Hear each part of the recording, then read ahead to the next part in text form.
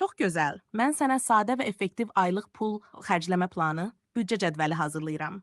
Bu sistemi 50-30-20 qaydası əsasında quraq, amma sənin istəklərinə görə də uyğunlaşdıra bilərik.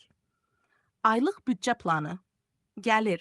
Məsələn, 1000 manat sən öz gəlirinə uyğunlaşdıracaqsan.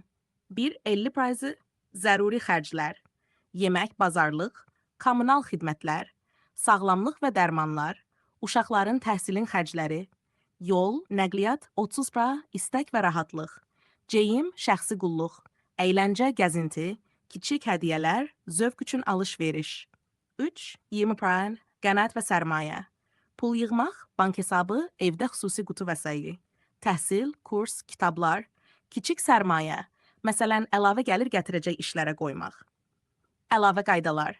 Əvvəl özünə ödə, hər ay gəlirini alanda ilk olaraq qənaət üçün nəzərdə tutulan pulu kənara qoy. Xərcləri izləmək, dəftər, telefon proqramı və ya sadə cədvəl ilə gündəlik xərclərini yaz. Kiçik məqsədlər qoy. Məsələn, 3 aya 600 azən yığmaq, 6 aya yeni telefon almaq, 1 ilə borcsuz qalmaq. İstəsən mən sənə hazır cədvəxil və ya yazılı formatda da düzəldə bilərəm ki, sadəcə rəqəmləri özün doldurasan. İstəyirsən onu da hazırlayım?